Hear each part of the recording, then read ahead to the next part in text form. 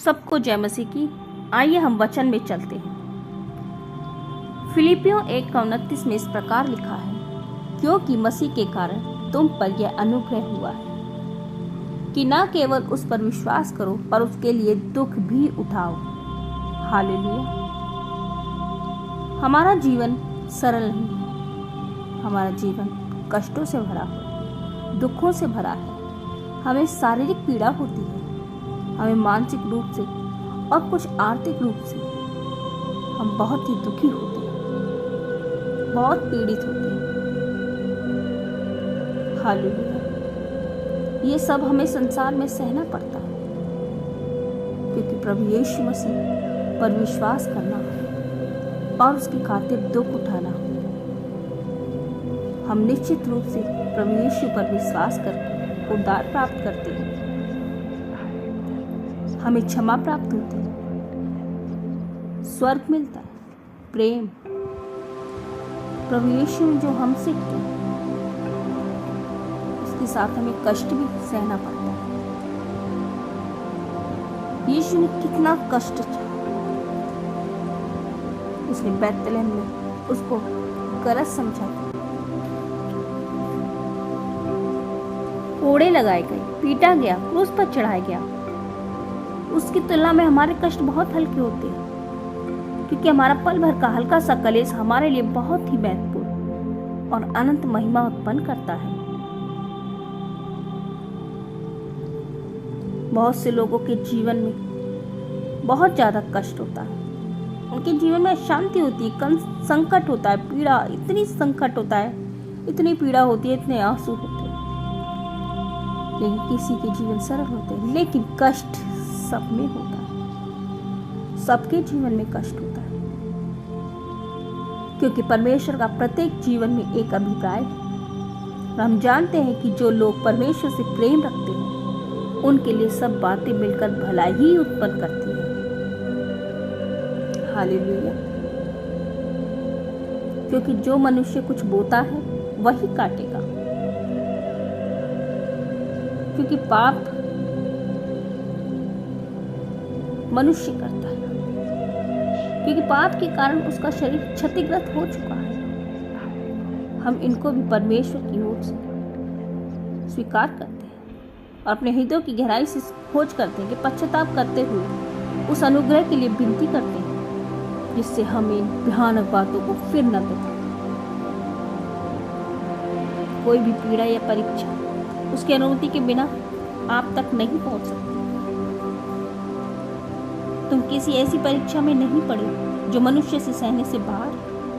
परमेश्वर सच्चा है, वह तुम्हें सामर्थ से बाहर परीक्षा में ना पड़ने देगा, परीक्षा के साथ निकास भी करेगा कि तुम सह सको।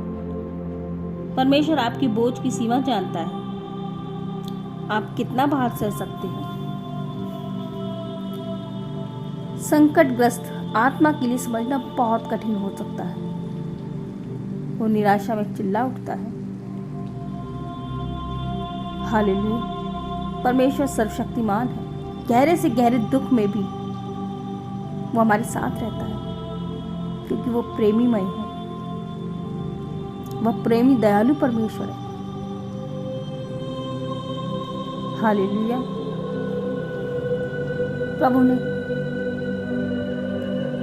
प्रभु ने कहा अपने वचन में, देख तू तो चंगा हो गया है, फिर से पाप मत करना। ऐसा ना हो कि इससे भी कोई भारी विपत्ति तुझ पर आ पड़े या कोई रोग तुझ पर आ पड़े। हालेलुया।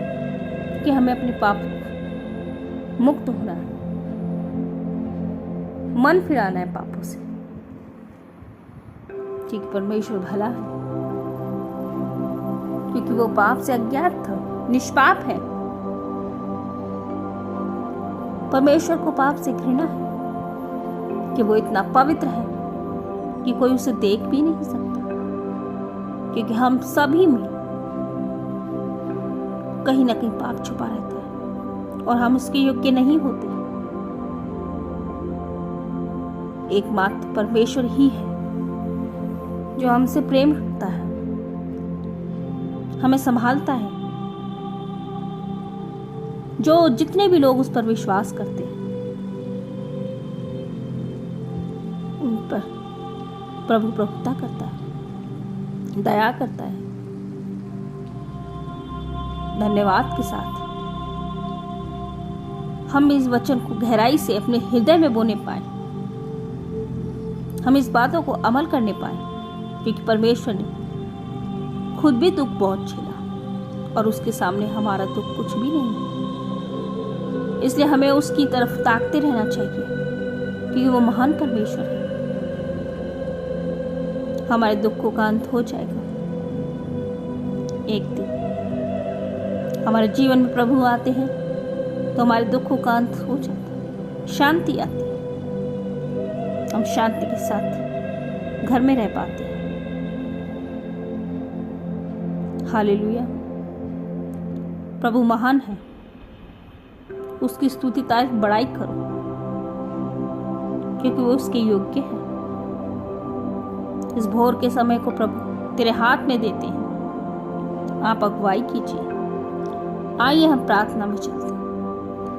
धन्यवाद देते हैं मेरे पिता परमेश्वर, क्योंकि तू सर्वशक्तिमान दयालु परमेश्वर है। तेरे अनुग्रह से हम पर बहुत है प्रभु, दया कर प्रभु। जितने भी बहन भाई इस प्रार्थना से जुड़ते हैं मेरे खुदावंत राजा, और प्रभु आप उन्हें बुद्धि ज्ञान समझ से भरिए प्रभु। उनके हर एक जरूरतों को पूरा कीजिए, उनके हर एक बीमारी को दूर कीजिए मेरे खुदावंत राजा।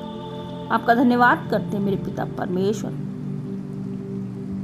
प्रभु आपने उन्हें बनाया है मेरे खुदावंत राजा, दया कर प्रभु। हम भारत देश को तेरे हाथ में देते हैं प्रभु। जो भी समस्या है प्रभु, इस समय कठिन समस्या है प्रभु, कोरोना वायरस प्रभु, ये जो महामारी प्रभु, अब एक के बाद एक महामारी आती जा रही है मेरे पिता परमेश्वर। प्रभु आप हमारे साथ रहिए प्रभु। हम आप पर विश्वास करते हैं, हमारा विश्वास बना रहे प्रभु, मजबूत दृढ़ बन जाए। हमारे बाद बच्चों में शांति प्रदान हो प्रभु, दया कर मेरे खुदावंत राजा। जो हॉस्पिटलों में प्रभु कार्य करते हैं मेरे पिता परमेश्वर, उन सबको प्रभु आप सुरक्षित रखिए, उन सबको आशीष दीजिए मेरे खुदावंत राजा, ताकि वो ईमानदारी से कार्य करने पाए मेरे पिता परमेश्वर। उन्हें बुद्धि ज्ञान समझ दीजिए। जो प्रभु हमारे देश के साइंटिस्ट हैं मेरे खुदावंत राजा, प्रभु आप उनको भी बहुत आयत की बुद्धि दीजिए, दया कीजिए मेरे पिता परमेश्वर। तेरा डर भय हमारे जीवन में बना रहे मेरे खुदावंत राजा, दया कर प्रभु, दया कर मेरे खुदावंत राजा। जो बहन भाई प्रभु हमारे साथ जुड़े हैं मेरे खुदावंत राजा, उन सबों को तेरे हाथ में देती हूँ मेरे पिता परमेश्वर। आप अगुवाई कीजिए। उनके घर में कोई भी घटी कमी है मेरे पिता परमेश्वर, काम धंधे की कमी है मेरे पिता परमेश्वर, आप दीजिए मेरे खुदावंत राजा। तेरा धन्यवाद करते हैं मेरे पिता। प्रभु आप उनकी सुधि लीजिए मेरे पिता। जितने भी उनके घर में बीमार हैं प्रभु, आप उन्हें खड़ा कीजिए प्रभु। उन सभी बहन भाइयों पर तेरा पवित्र लहू लगा देती हूँ मेरे खुदावंत राजा। प्रभु आप उन्हें रोगों से चंगा कीजिए प्रभु। हर एक दर्द की आत्मा निकाल दीजिए मेरे खुदावंत राजा। हर डर की आत्मा निकल जाए मेरे खुदावंत राजा। दया कर प्रभु, दया कर प्रभु। एक तू ही महान परमेश्वर है, कोई नहीं तेरे से छोड़।